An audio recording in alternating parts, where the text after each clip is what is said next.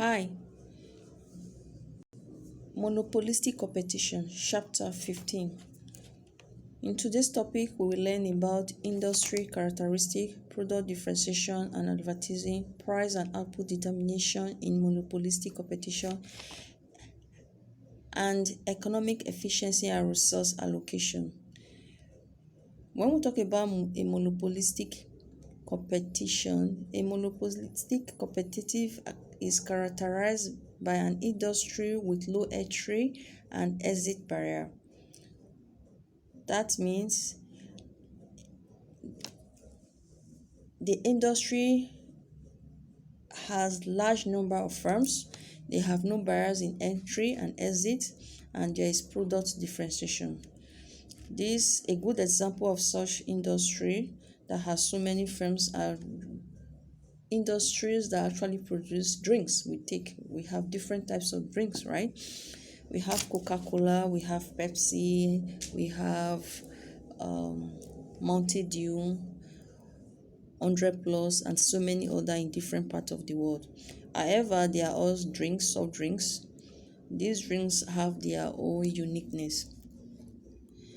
Now, when we talk about a monopolistic competition or a monopolistic industry, the decision made in such industry do not directly affect one another. A good example is that when a firm changes its price, probably increase the price of its product, that price increase will not reduce the customers, it reduce its customers or probably its customers' demand. Most times this is due to the product differentiation. This brings us to product differentiation. What is product differentiation? A product differentiation is kind of strategy that firms use to achieve their market power, and they accomplish this by producing unique goods that differ from others in the market. Example is Coca-Cola and Pepsi. Like I said in the beginning of this class, the decisions they make in these firms, they do not directly affect one another. If, for example, Coca-Cola decide to increase its price, this will probably not reduce the customers, or will not probably anyway, will probably not reduce the customers that are actually buying the Coca-Cola product, and it probably not increase the customers of people consuming, the customers of consumers of Pepsi. Talking about varieties, this is the difference in consumer taste, lack of needs for and the lack of need for coordination, and models of no scale of economies and standardization brings about firms producing such products compete with one another in terms of the styles, flavors, and brand names. Now, how do firms differentiate products? Firms can actually differentiate products horizontally, vertically, or by behavioral economies, and sometimes we have what they call the commitment device. When we talk about horizontal differentiation, this is when a product is differentiated based on whether it's good or bad for the consumer, the people consuming it. The differentiation is not based on its quality or price. I will still use the example of Pepsi and Coca-Cola. Don't be surprised I'm using Pepsi and Coca-Cola. I choose to use Pepsi and Coca-Cola because in most countries we have Pepsi and Coca-Cola. So, using Pepsi and Coca-Cola, some people don't consume Pepsi because of the quality or price, and some people do not consume Coca-Cola because of its quality or price.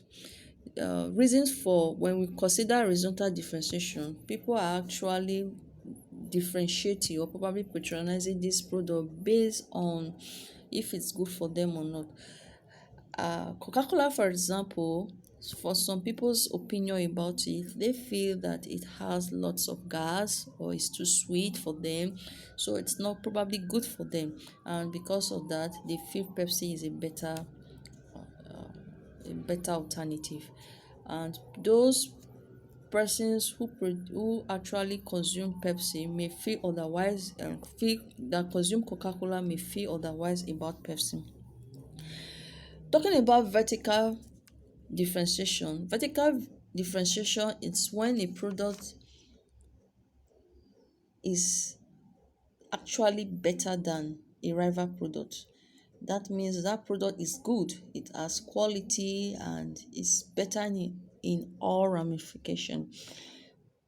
And this is totally different from behavioral economics. This has to do with psychology. When we use our psychology to investigate before making decision in product differentiation and consumption.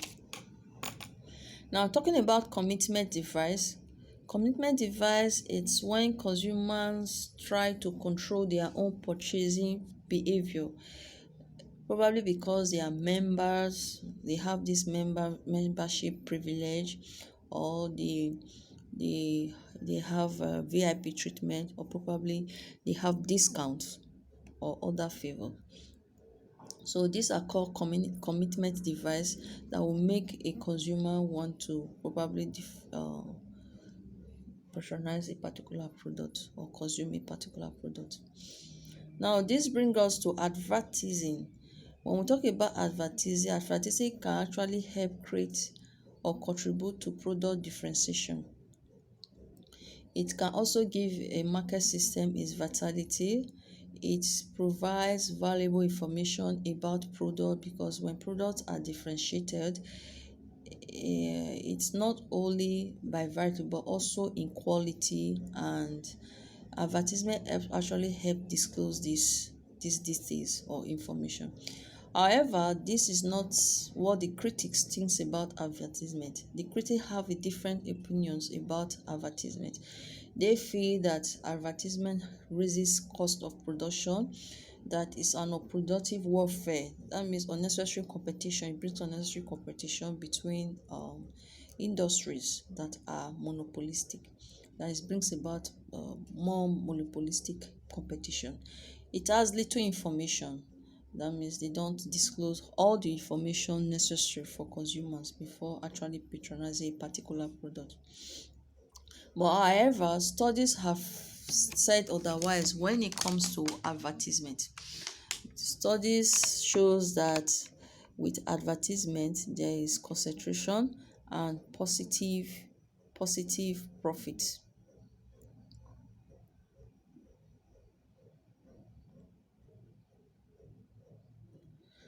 Okay, there's a case study here which talks about Oprah Winfrey celebrity endorsement sale book. This you can read and you probably understand. Well, there's a study that shows that when celebrity endorse books or a product, it tends to increase the sales, but there's no increase in demand for the book category as a whole. You can read this. This was from the Northwestern University. So moving ahead, let's look at price output. Let's look at product differentiation and demand elasticity. When we talk about product differentiation and demand elasticity, it shows that there is more that the more a product is distinct, there is a greater there is an opportunity, or there is a greater stress on the price, while quantity demand will not be lost. That means when a product is very distinct from other products, the product is distinct, has its own uniqueness, it firms actually increases the prices of such products, and when they do, it doesn't affect the quantity demanded of that product.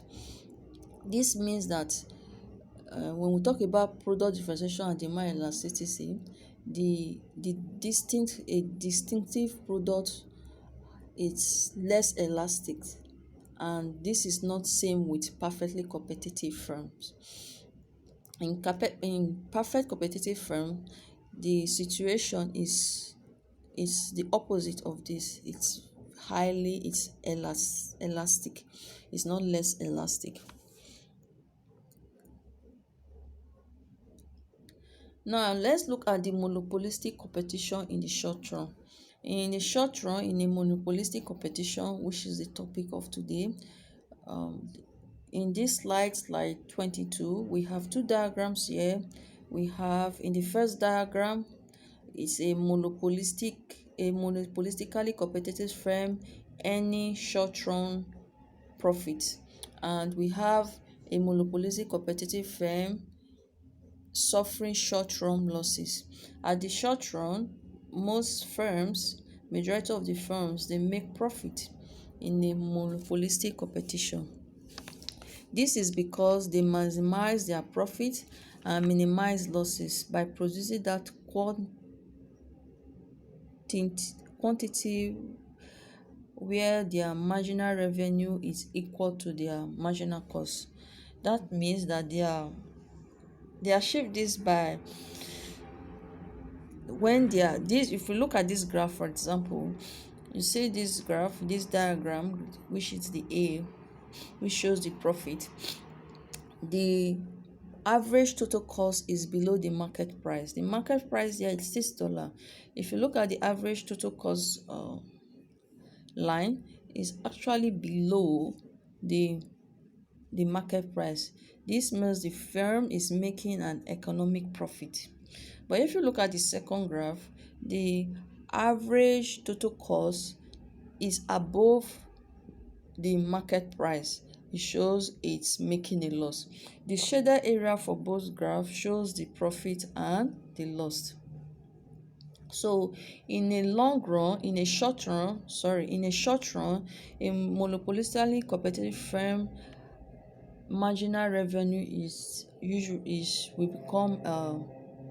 equal to the marginal cost, thereby they make profit. Looking at the graph, the price side is also the cost side, and the Q side, which is the quantity side, is also the output side. This is same for monopolistic competition graph. However, this is not same at the long run. At the long run, there is no profit. Most firms, they make loss. This is because there is no barrier entry and exit. Hence, profit serves as an incentive for new firms to enter into the industry. And when this happens, many of these consumers, they have substitute product to patronize, and a little price increase or a change in price will make them go for the substitute product. Also, at the long run, the monopolistic competition is very efficient. However, they have little problems, such as firms increases their price when the market become very efficient. Okay, the firms will take it as an opportunity to increase their price, and most times these firms don't even realize that there is economy of scale available. But with the introduction of new products, variety and improving old products, these problems can be fixed. So this is the end of today's class, and if you have any question, please don't hesitate to leave it in the comment box. Thank you.